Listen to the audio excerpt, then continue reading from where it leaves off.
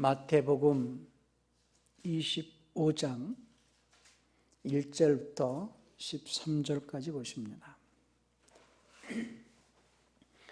그때에 천국은 마치 등을 들고 신랑을 맞으러 나간 10 처녀와 같다 하리니 그 중에 5은 미련하고 5은 슬기 있는지라 미련한 자들은 등을 가지되 기름을 가지지 아니하고 슬기 있는 자들은 그릇에 기름을 담아 등과 함께 가져갔더니 신랑이 더디옴으로 다 졸며 잘세 밤중에 소리가 나되 보라 신랑이로다 맞으러 나오라 하매 이에 그 처녀들이 다 일어나 등을 준비할세 미련한 자들이 슬기 있는 자들에게 이르되 우리 등불이 꺼졌으니 너희 기름을 좀 나눠달라 하거늘 슬기 있는 자들이 대답하여 가로되 우리와 너희의 쓰기에 다 부족할까 하노니 차라리 파는 자들이 가서 너희 쓸 것을 사라 하니 저희가 살아간 동안에 신랑이 오므로 예비하였던 자들은 함께 혼인잔치에 들어가고 문은 닫힌지라 그 후에 남은 처녀들이 와서 가로되 주여 주여 우리에게 열어주소서 대답하여 가로되 진실로 너희에게 이르노니 내가 너희를 알지 못하노라 하였느니라 그런즉 깨어있으라 너희는 그날과 그 시를 알지 못하느니라. 아멘. 우리 25장 8절에 개역성경과 개역개정에서는 꺼져가니 이렇게 되어 있을 거예요. 그런데 킹제임스에는 꺼졌다는 거예요. 꺼졌으니, 꺼져버렸습니다. 자, 오늘 설교의 제목은 신랑이신 예수님을 맞을 준비가 되어 있는가? 신랑이신 예수님을 맞을 준비가 되어 있는가? 하나님은 우리의 아버지이십니다.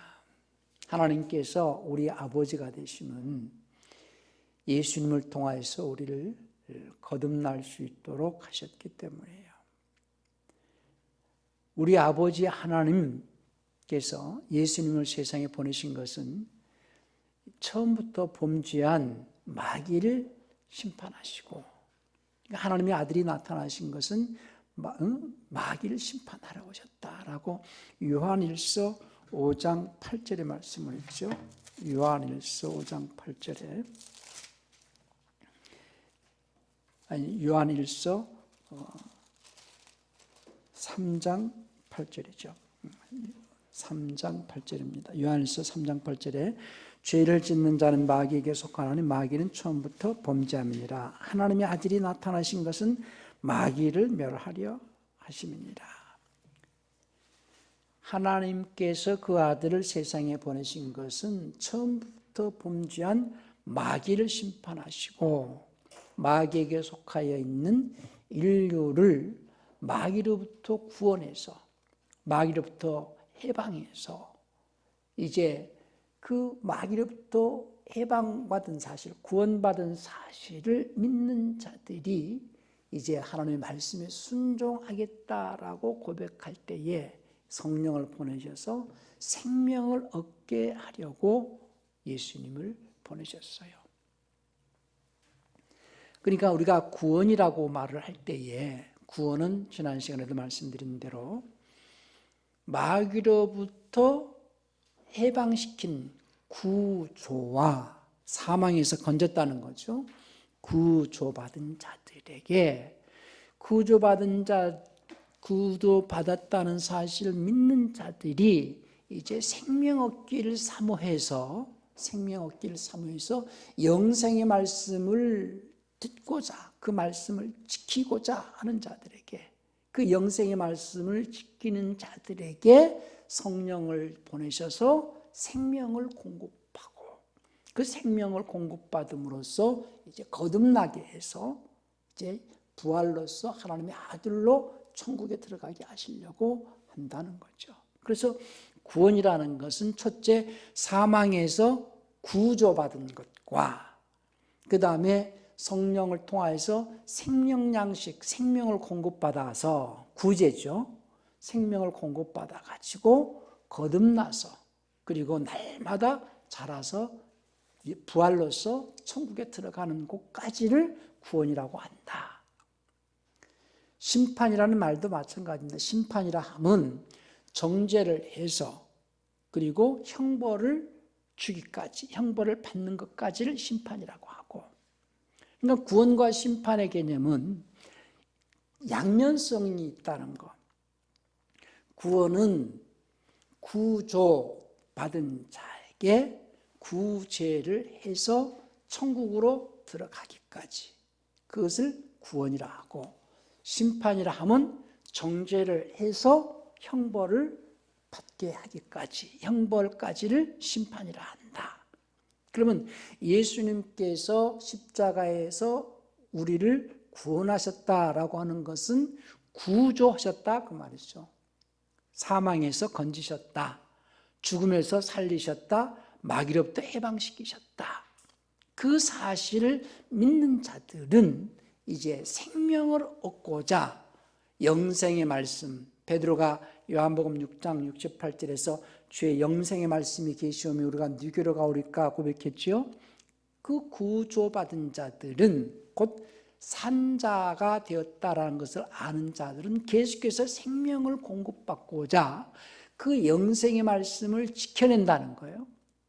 그 영생의 말씀을 지킨다는 표현도 첫째는 잃어버리지 않아야 되고, 두 번째는 그 영생의 말씀을 내 마음판에 늘 새겨가지고 그 말씀을 쫓아서 행하는 것을 지킨다, 이렇게 표현하는 거예요. 첫째는 그 말씀을 내가 받아야 되잖아요. 없는 사람은 잃어버릴 것도 없어요. 지킬 것도 없어요.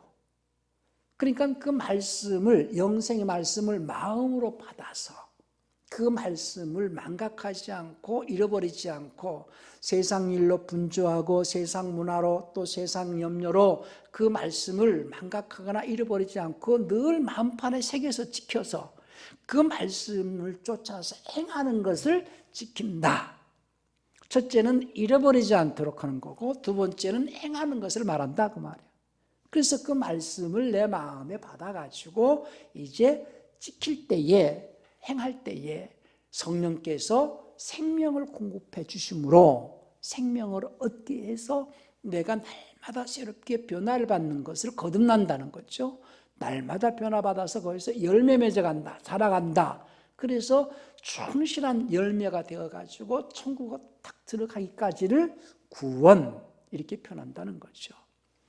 그런데 많은 그리스도인들이 예수를 믿기만 하면 구원받는다라고 착각을 한다는 거예요.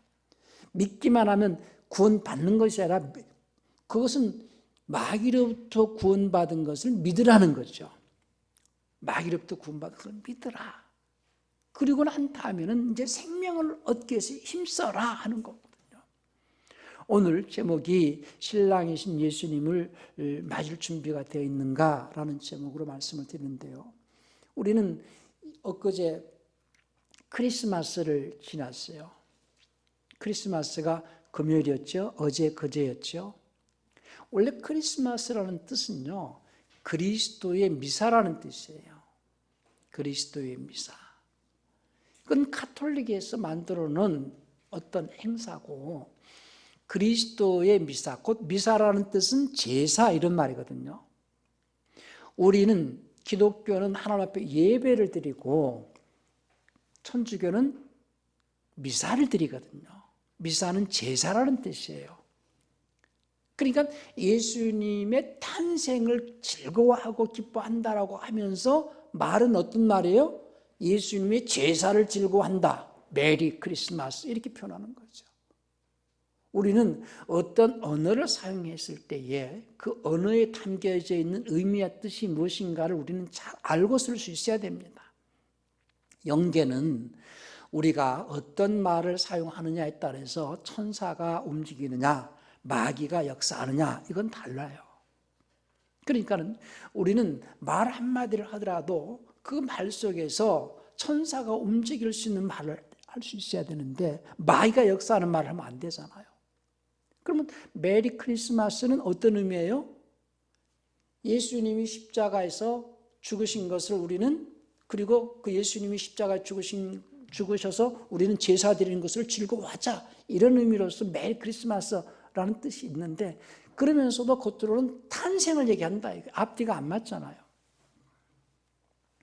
우리는 신앙인들은 언어를 쓸지라도 주님께서 말씀하시기를 마음으로 믿어 의에 이르고 입으로 신하여 어떤 말을 하느냐에 따라서 주님께서는 그 말한 대로 내가 내 귀에 들린 대로 내가 행하리라 이렇게 말씀하셨거든요. 내가 어떤 말을 하느냐에 따라서 천사들의 역사는 달라지고 내가 어떤 말을 하느냐에 따라서 마귀의 역사도 있다라는 것을 잊지 말고 우리는 정말로 성경에서 말하는 용어 개념을 잘 이해하고 사용할 수 있기를 바랍니다.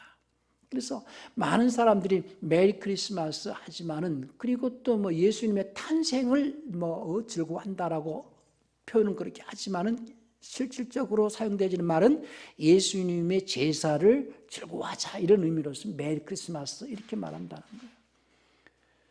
기독교의 십자가는 예수님이 달려있는 십자가가 없어요.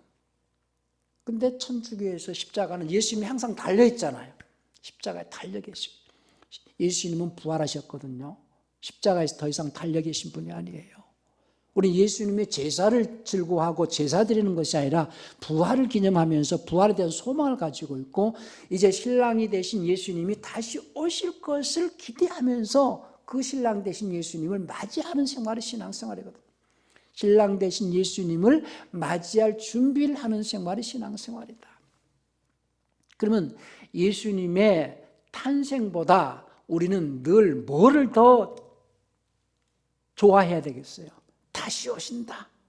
예수님이 다시 오실 때에 나는 예수님을 신랑으로 맞아들이고 나는 신부가 되어서 이제 혼인잔치에 들어간다. 그 기대 속에서 우리는 신부로서 자기가 정결한 어떤 예복을 준비하는 생활이 신앙생활이에요. 맨날 기쁘다 구주에 오셨는데 그것만 얘기하겠어요? 그것은 세상 사람들이나 그렇게 말하는 것이고 그것은 이미 예수님이 오셨고 장성에서 십자가에서 돌아가셨고 우리의 죄를 담당하시기 위해서 그분은 고난을 받으셨고 그리고 그분은 부활하셔서 다시 오실 예수님을 우리는 준비하는 거예요. 맨날 오신 예수님을 얘기하면 안 됩니다. 다시 오실 예수님을 우리는 고대하고 기다리면서 준비하는 생활이 신앙생활이에요.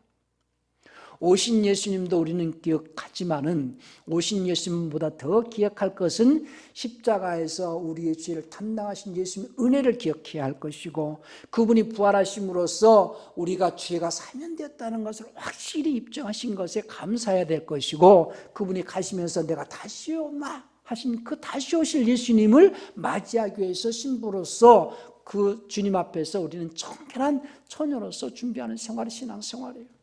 그러니까 항상 다시 오실 주님을 맞을 준비를 하는 생활인데 나는 다시 오실 주님을 맞을 준비가 되어 있는가? 그러니까는요, 우리가 예수님께서 십자가에서 돌아가시고 난 이후에 부활하셨고 가시기 전에 우리에게 약속하신 것은 다시 오신다. 그리고 내가 가면 너희에게 성령을 보내겠다. 그 성령으로 늘 감동되어 있고 성령으로 늘 충만하라. 그래서 내가 올 때를 늘 기다리라. 그런 생활이 신앙생활이에요. 그래서 유대인들이요, 유대인들의 그 결혼 그 과정을 보면은 신랑 집에서 신랑 아버지하고 신랑이 신부 집에 와서 먼저 신랑 아버지가 그 신부 지참금을 지불한다는 거예요. 그 지참금은 예수님께서 십자가에서 죽으심으로써 마태복음 10장 28절에서 많은 사람 대속물로 주신 거예요. 대속물로 주신 지참금을 이미 지불했고 그리고 이제 그 신랑이 신부가 될 처자에게 포도주를 한 잔 따라주면서 내가 당신의 신랑으로 당신 나를 맞이하겠느냐라고 포도주를 한 잔 따라준다는 거예요. 그래서 포도주를 받아 마시면은 그 처자가 그 신랑을 자기 남편으로 내가 받아들이겠다.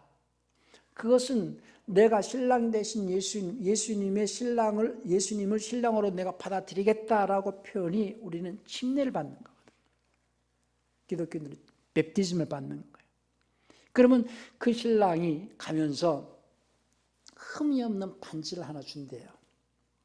뭐 보석이 이렇게 박혀 있거나 어떤 문양이 새겨져 있는 반지가 아니라 깨끗하고 순결한 깨끗한 반지를 하나 기념으로 주고 간대요.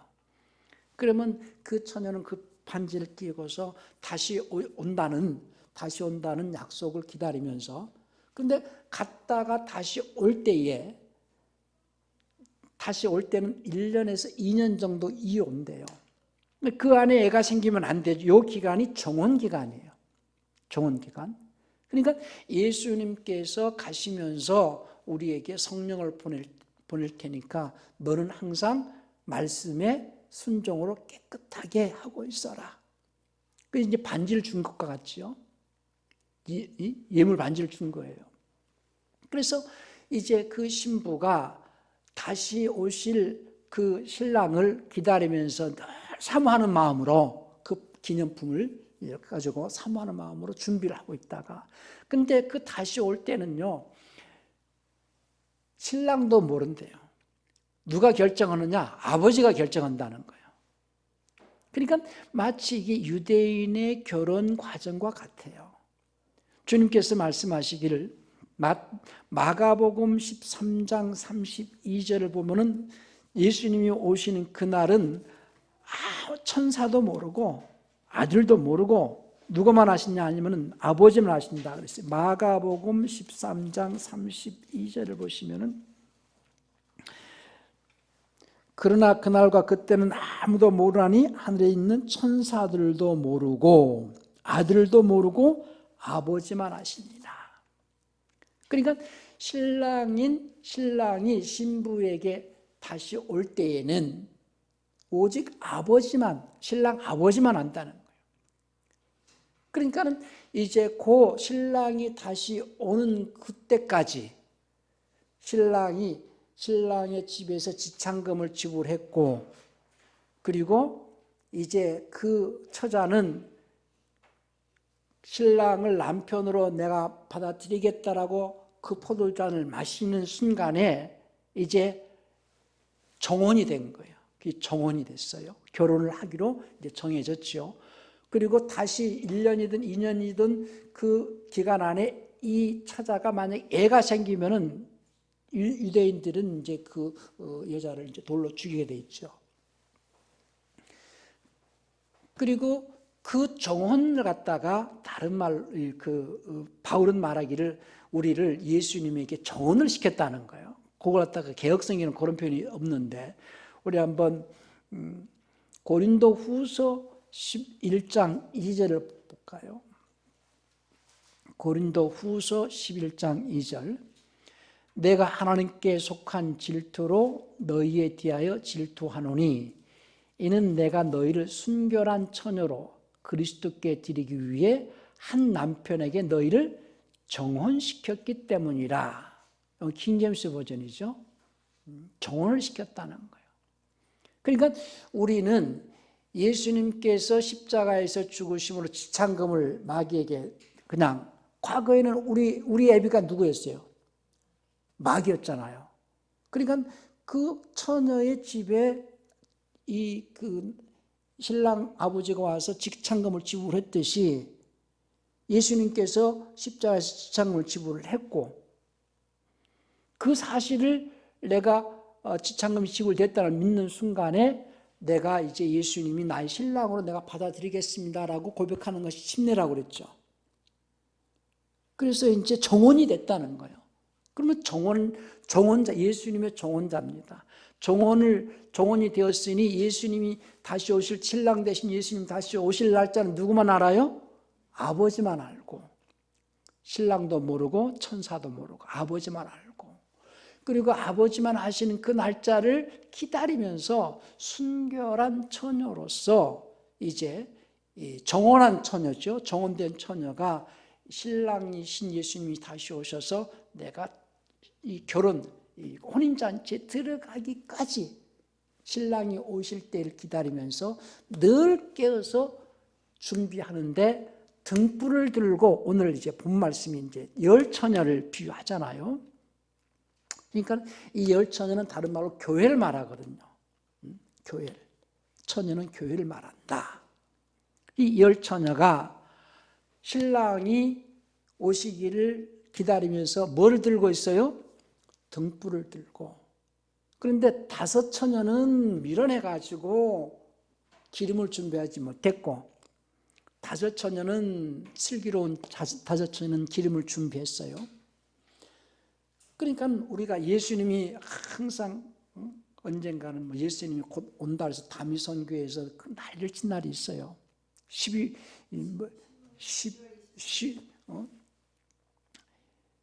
그러니까 항상 사람들이 예수님이 곧 오신다는 것 때문에 준비를 하고 있지만은, 예수님은 언제 오시는, 신랑은 언제 오시느냐? 낮에 오면은 등불이 필요 없지요. 신랑은 언제 오신다? 밤에 오신다. 밤에 오신다는 것은요, 죄악으로 관영할 때, 죄악으로 관영한 세상이 되어졌을 때에 주님이 오신다는 거예요. 밤이라는 것은 어두운 밤이잖아요. 어둡다라는 것은 죄악으로 가득 찼다는 거예요. 지금 세상이 죄악으로 가득 찼고 정의가 없어졌고 불의한 세상이고, 그리고 동성애라든지 아니면 여러 가지 그 어려운 이 죄악된 세상에서, 지금 저는 코로나19는 하나님께서 주님이 곧 오실 날을 대비하기 위해서 정신을 차려라, 회개하라 라고 징계하시는 하나님의 채찍이다. 저는 그렇게 봐요.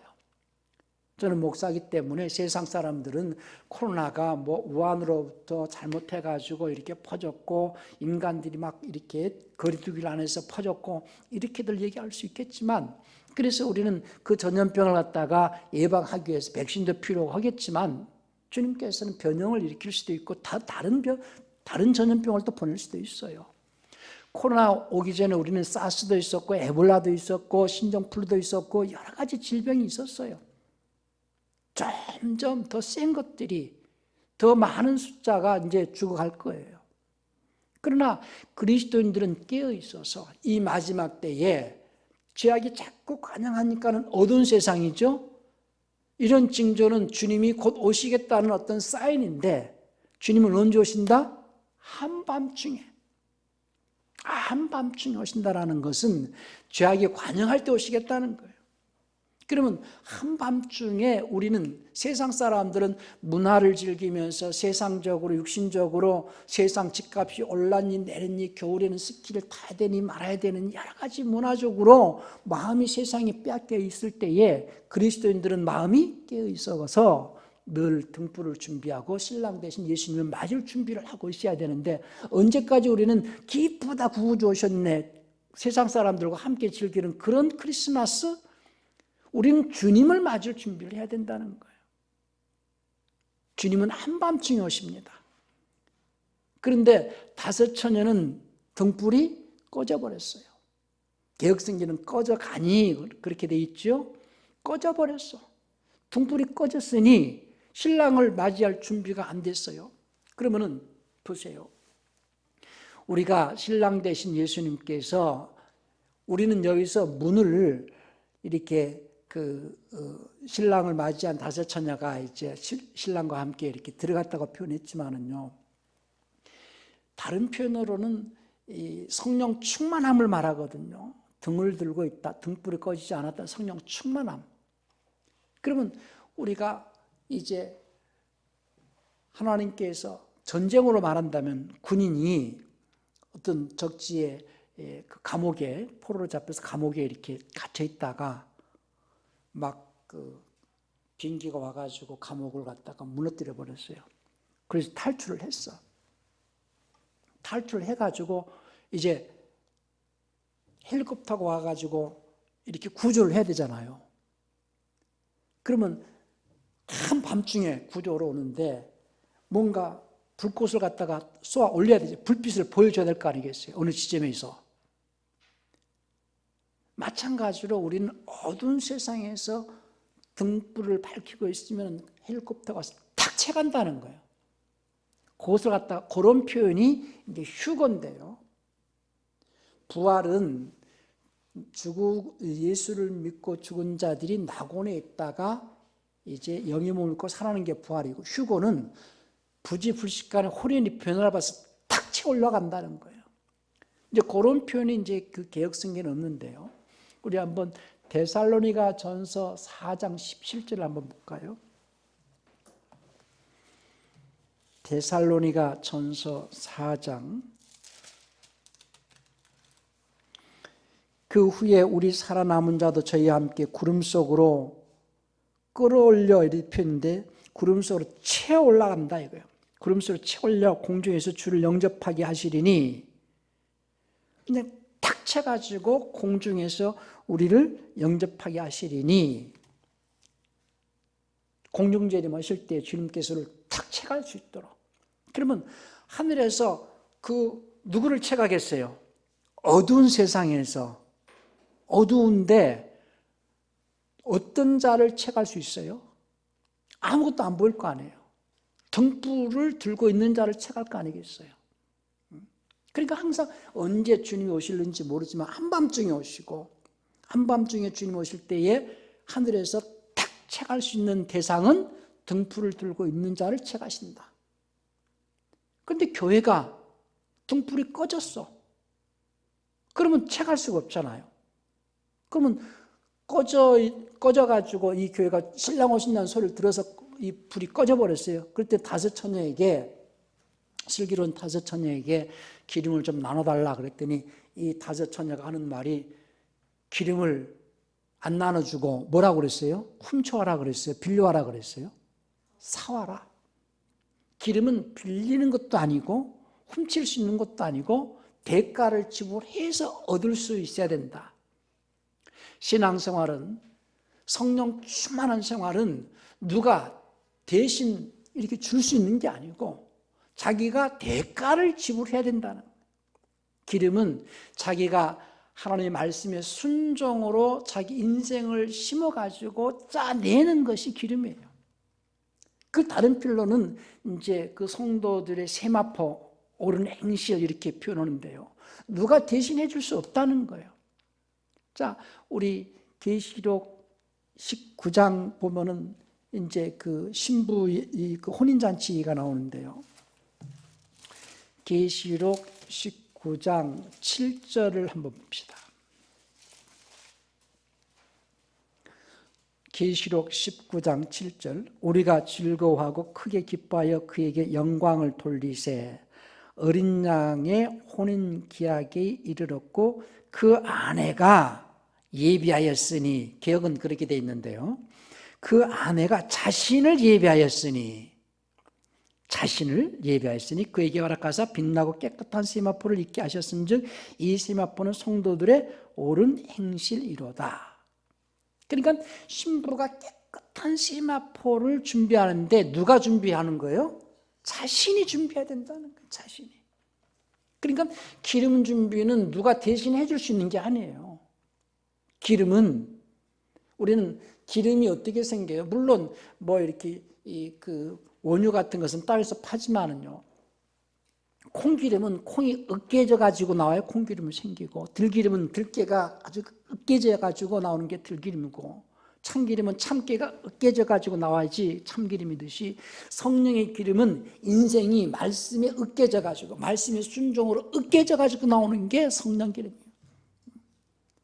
아무리 성령 받아라 해서 받아지는 것이 아니고 말씀의 순종으로 자기 인생이 으깨지는 삶, 말씀의 순종으로 자기 인생을 으깨지는 삶을 통하여 가지고 성령의 기름이 받아줄 수 있다. 성령 충만함 얻을 수 있다.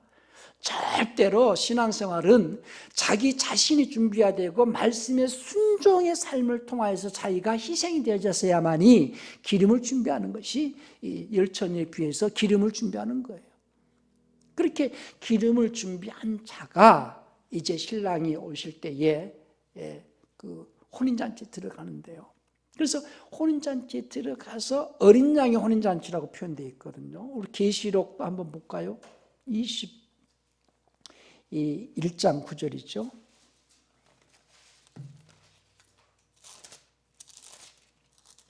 계시록 21장 9절.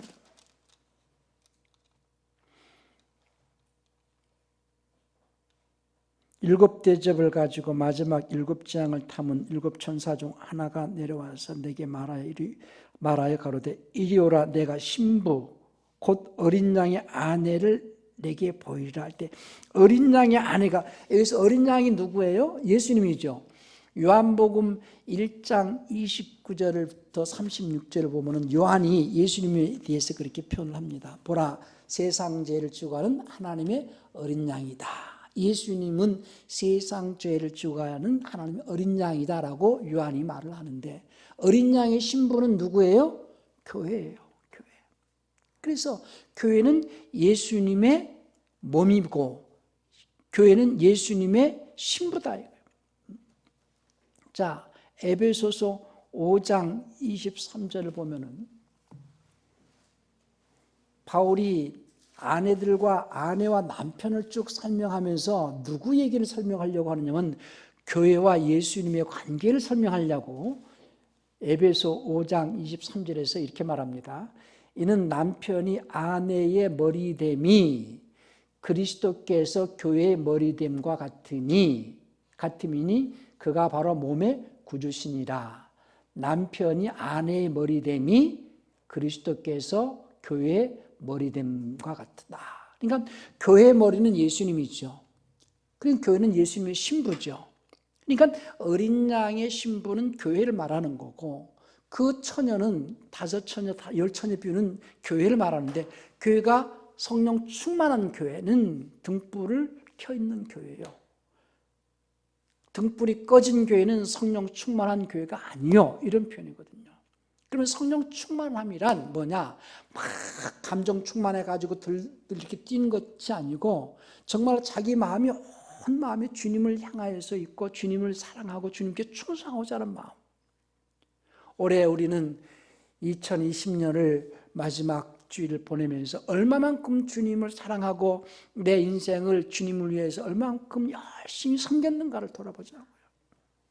그러지 못했다면 주님 속히 오실 터인데 주님 맞을 준비를 할 수 있는 신부로서 등불이 꺼졌다면 지금이라도 기름을 준비해야 되지 않겠어요?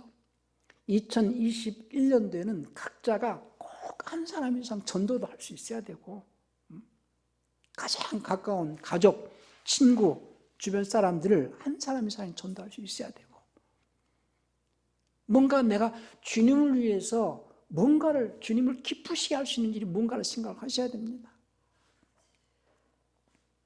우리의 삶은 사람을 기쁘게 하는 것보다 우선 하나님을 기쁘시게 하고 하나님을 감동시키는 삶이 되어야 됩니다.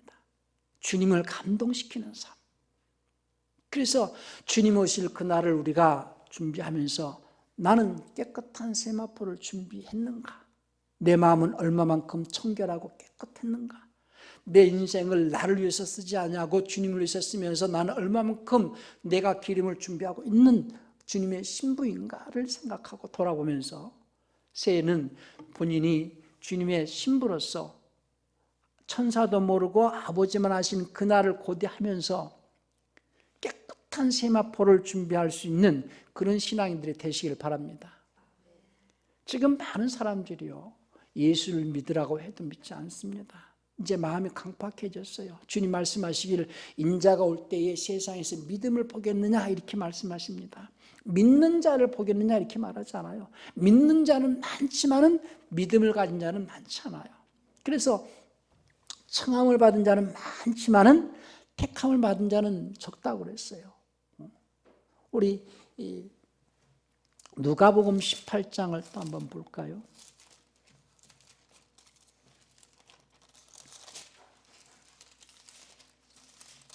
18장 8절이죠. 18장 8절입니다. 내가 너에게 이르노니 속히 그 원을 풀어주리라. 그러나 인자가 올 때 세상에서 믿음을 보겠느냐 그랬어요. 믿는 자를 보겠느냐 그러지 않았습니다. 믿음을 보겠느냐. 지금 시대는 믿음을 가진 자가 많지가 않습니다. 예수를 믿는 것을 믿음이라고 착각하고 다닌 자들도 많고요. 예수를 믿는 것하고 예수님 안에 있는 믿음하고는 또 다르거든요.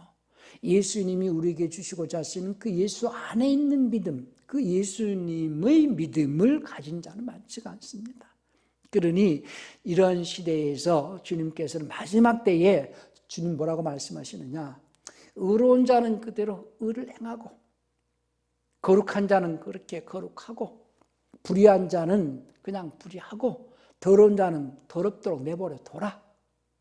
지금 마지막 때는 주님 그렇게 말씀하십니다. 우리 계시록 22장 11절도 한번 볼까요? 계시록 22장 11절. 불의를 하는 자는 그대로 불의를 하고 더러운 자는 그대로 더럽고 의로운 자는 그대로 의를 행하고 거룩한 자는 그대로 거룩되게 하라. 보라, 내가 속히 오니 내가 줄 보상이 내게 있어 각 사람에게 그의 일한 대로 갚아주리라.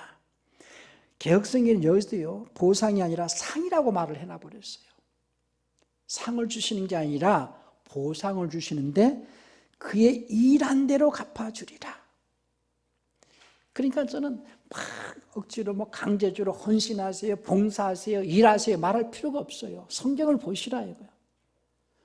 일한 대로 갚아주신다. 보상해 주신다. 내가 하나를 심었으면 하나를 보상해 주실 거고 둘을 심었으면 둘을 보상해 주실 것이고 내가 내 인생의 시간들을 얼마만큼 주님을 위해서 심었는가를 돌아보세요. 2020년도에 내 인생의 삶이 얼마만큼 낭비가 되어졌는가. 주님께서는 말씀하신 세월을 아끼라는 것은 내 인생을 낭비하지 말라는 거거든요. 주님을 위해서 얼마만큼 내가 시간을 들였으며 물질과 재능과 내 마음을 다해서 주님을 섬기면서 심었는가를 돌아보세요. 세월을 흘러 떠내려 보내지 마시고 2021년 새해에는 내 인생을 주님을 위해서 온전히 드릴 수 있는 그런 한 해를 맞이할 수 있도록 준비하시길 바랍니다. 열심을 내는 자는 그렇게 열심을 내시고 게으른 자는 그렇게 게으르시고 더러운 자는 더럽고 알아서 하라는 거예요.